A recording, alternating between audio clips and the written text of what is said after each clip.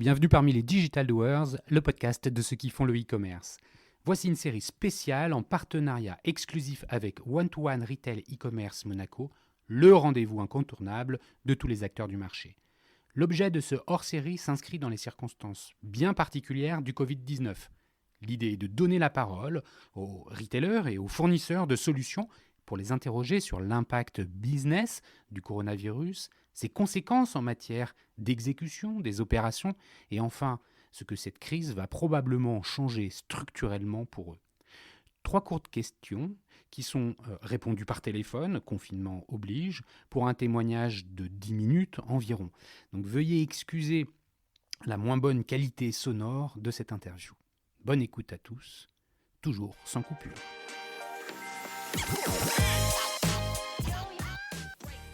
Bonjour, aujourd'hui nous recevons dans ce hors-série Redouane Bellani, SVP France et Europe du Sud chez Conversant.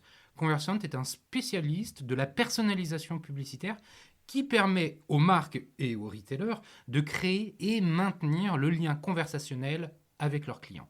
C'est un enjeu clé dans cette période post-confinement où tout le monde cherche à reprendre la parole. Alors bonjour Redouane, ravi de te recevoir dans ce podcast. Avant que nous n'abordions plus précisément les impacts du Covid-19 sur la façon dont les annonceurs gèrent leurs relations clients, peux-tu nous décrire un peu mieux la proposition de valeur de Conversant ?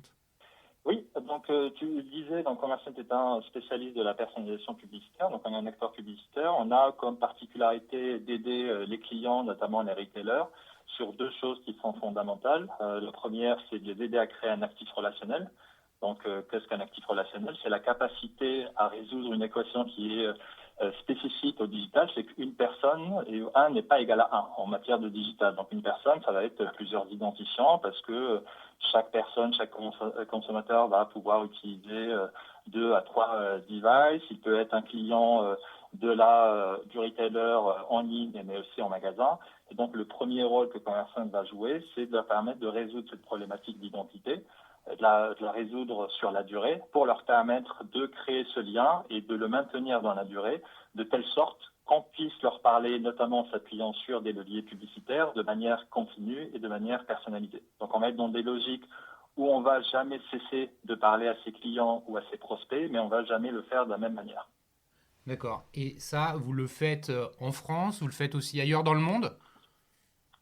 On est initialement donc à l'origine un acteur américain, mais français depuis le mois de juillet dernier, parce qu'on a été racheté par le groupe Publicis. Donc Conversant fait partie de l'entité Epsilon, qui a été racheté par Publicis au mois de juillet. Donc acteur français aujourd'hui, et nous le faisons donc évidemment pour des acteurs américains, mais nous le faisons aussi en Europe et notamment en France depuis 4-5 années.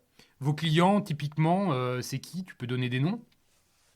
Les clients principaux, ça va être des retailers, donc multi-channel retailers, donc ça va être des clients comme Conforama, comme Allprix, comme Oxybul, donc groupe ID Kids, comme Topshop, groupe Arcadia, etc. Donc une grande variété de typologies de clients et de secteurs d'activité. Oui, même si c'est très centré retail malgré tout. D'accord. Et ça, c'est lié à notre activité de personnalisation, parce que si tu as un produit unique dans ton catalogue, la personnalisation est peut-être un peu moins pertinente que lorsque tu as 1 million de références. Très bien. Merci pour cette précision. On voit bien maintenant la proposition de valeur de Conversant. Maintenant, on va revenir un peu plus sur le sujet finalement de cette interview lié à la crise qu'on traverse. Selon toi, qu'est-ce qui a été modifié chez le consommateur justement dans sa relation à l'acte de consommation, dans sa relation à l'achat ? Le plus évident, et je pense qu'on l'a tous vécu à titre personnel, c'est tout simplement que on n'avait pas la possibilité, au moins la possibilité de sortir de chez soi. Et si on devait sortir, on n'avait pas forcément la possibilité d'aller dans toutes ces enseignes où on avait l'habitude d'aller. Et clairement, pour certains acteurs, cette relation-là entre le consommateur et le retailer se faisait principalement en magasin. Donc l'énorme changement et l'impact le plus radical sur cette typologie d'acteurs, c'est tout simplement cette rupture de lien, cette impossibilité de pouvoir interagir, et donc les produits n'étaient plus en face de ces consommateurs, tout le plan d'animation commerciale, et c'est cette rupture-là qui a eu le plus d'impact dans l'immédiat.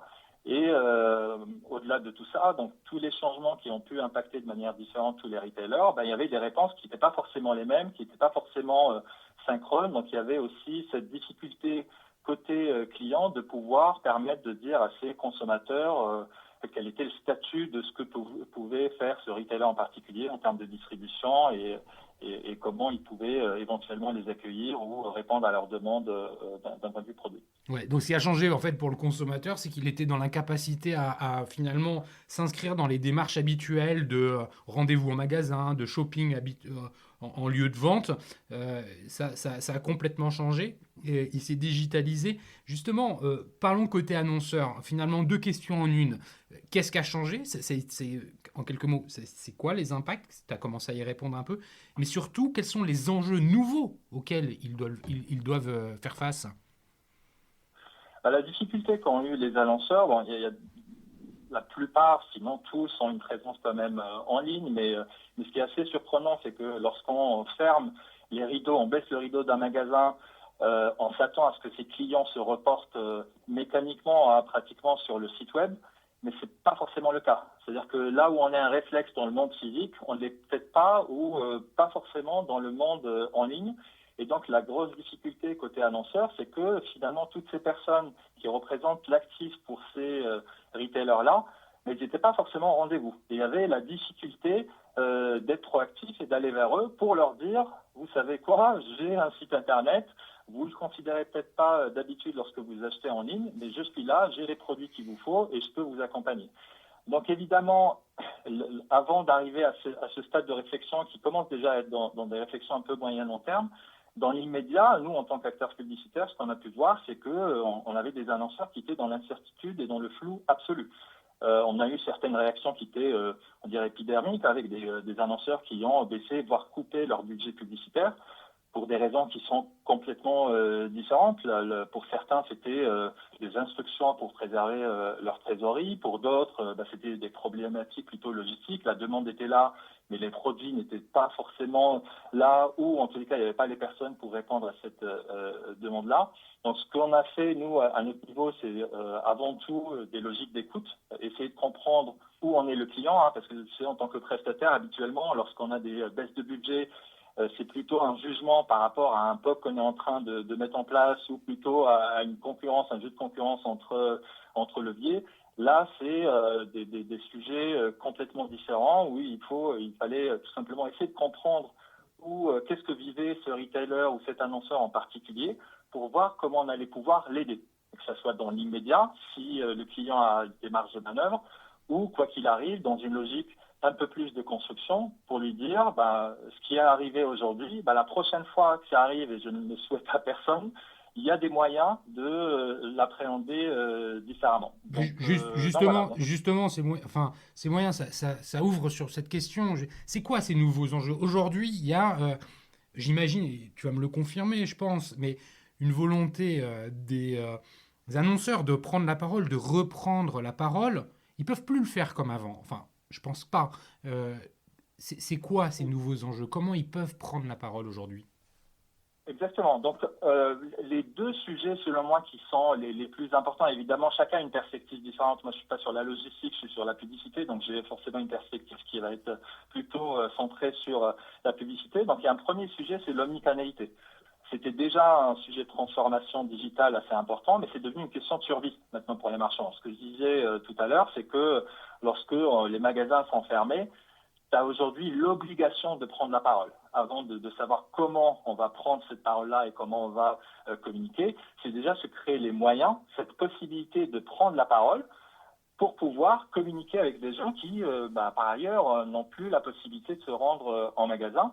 Et même pour ceux qui ont cette présence en ligne, c'est cette nécessité de parler pas seulement à ceux qui ont visité récemment le site, mais à l'ensemble de l'univers de marque. C'est-à-dire que toutes ces personnes qui ne sont pas venues depuis 2, 3, 4 mois, je dois leur parler aujourd'hui pour pouvoir leur dire comment je peux les aider dans une situation où ils ont besoin d'aide, en tous les cas, sur l'aspect produits ou services qui peuvent leur être utiles. Et alors justement, c'est quoi justement le message? Comment on prend le message de la prise de parole? Est-ce qu'on le construit aujourd'hui de la même façon qu'on le construisait il y a 2 mois? Euh, donc, pour répondre à cette question, je vais donc commencer par le premier levier, c'est-à-dire que l'omnicanalité, la personnalisation. Le lien, en fait, c'est l'identité. C'est que l'identité, c'est la capacité à identifier quelqu'un tout en respectant évidemment le RGPD, tout ce qui est relatif à la privacy, évidemment, mais cette capacité à identifier les personnes au travers des différents devices et sur la durée. Donc, si j'arrive à résoudre cette problématique d'identité, si j'arrive à identifier mes clients qui n'achètent chez moi qu'en magasin, par exemple, lorsqu'ils sont sur le web, et donc je m'offre et je me donne cette possibilité de communiquer avec eux, j'ai déjà un énorme pas qui a été fait d'un point de vue pertinence du message par la suite. Pourquoi? Parce qu'à partir du moment où tu arrives à identifier ton client magasin, non seulement tu as la possibilité de lui envoyer un message, mais ton client magasin a aussi un historique de commande derrière lui. À partir du moment où tu sais que cette personne qui est en face d'un contenu, peu importe, il est sur un site média, tu as la possibilité de lui adresser des messages sur la base non pas de ce qu'il est en train de consulter sur le site à l'instant T, mais de ce qu'il est pour toi et de cette relation qui, des fois, est une relation de plusieurs années, qui va enrichir et informer tes décisions et qui va te permettre d'être plus pertinent. Donc, tu vas savoir qu'est-ce qu'il aime de manière générale, et tu vas pouvoir aussi mettre en avant les éléments qui, dans le contexte particulier de la crise, peuvent être utiles pour cette personne-là. Sinon, sur tout ce qui est communication de manière générale, là, si on se met à la place du retailer aujourd'hui, un retailer, on lui demande il a l'obligation de dire de plus en plus de choses. Il doit parler non seulement de ses produits, de son actualité commerciale, il doit parler de sa marque, il doit parler de ses valeurs, d'ailleurs de plus en plus de ses valeurs. Et avec ce type de crise qui se présente aujourd'hui, il doit parler de ses services et de la manière dont ces services sont en train de changer et comment il peut accompagner les consommateurs durant cette période. Donc ces annonceurs doivent être capables d'être assez polyvalents, assez versatiles et pouvoir passer de manière assez fluide d'une communication qui est plutôt institutionnelle et une communication branding à une communication informative, une communication RSE vers une communication produit promotionnelle. Donc ils doivent avoir la possibilité de gérer et prendre en compte ces différentes prises de parole. Mais c'est là où on revient à chaque fois à l'aspect relation, c'est que si tu as énormément de choses à dire et tu as énormément de produits à valoriser et d'opérations commerciales, si tu croises ou si tu identifies ton client une fois par an, ça va être très compliqué. C'est là où il ne faut absolument pas dissocier la partie résolution d'identité actif relationnel de la partie pertinence du message, parce que là, on va alimenter l'autre. Bah, écoute, merci pour ces précisions. Dernière question. Quelles sont les tendances finalement de la communication dans la relation client qui vont marquer potentiellement l'ère post-Covid-19? Qu'est-ce qui va perdurer? Je pense que c'est plutôt des trends qui existaient déjà, qui vont certainement s'accentuer. Je parlais du RSE, de la responsabilité sociale et environnementale. Je pense que c'est des choses qui vont prendre de plus en plus d'importance. On a pu le voir à l'occasion de cette crise-là, c'est que les marques, certaines marques en tous les cas, se sont distinguées par leur prise de parole, pas uniquement les prises de parole, parce que ce qui est important, c'est aussi les actions, parce que la communication seule va pas forcément aider, et je pense que ce type de crise permettent à certaines marques, certaines enseignes qui avaient déjà ça dans leur ADN de pouvoir l'exprimer, que ce soit par des actions sociales ou des actions qui vont aider le grand public.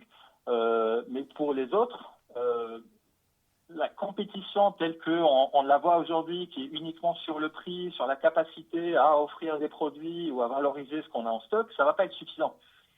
Une marque doit pas forcément se réinventer, mais en tous les cas, elle doit prendre à bras le corps ce nouveau rôle qu'elle peut y adhérer ou pas, mais en tous les cas, c'est un élément de concurrence et de comparaison des consommateurs qui va être de plus en plus important selon moi. Bah écoute, merci beaucoup Redouane pour ton témoignage, pour ton analyse et puis finalement tous ces statements que tu nous partages. Merci, merci pour ce. Ouais, Je t'en prie, Cyril. c'était un échange et une conversation fort intéressante. Merci à vous tous qui écoutez les Digital Doers. J'ai enfin la possibilité de dire c'est fini le confinement, donc dans cette période de déconfinement ou post-confinement. Merci à Comexposium, organisateur de l'événement One-to-One Retail e-commerce de Monaco, d'avoir permis à mes invités, à Redouane aujourd'hui, de prendre la parole et partager leurs témoignages avec nous. Et enfin, si vous souhaitez me laisser des commentaires ou m'envoyer des messages, vous pouvez le faire directement via le site lesdigitaldoers.com. Merci, au revoir.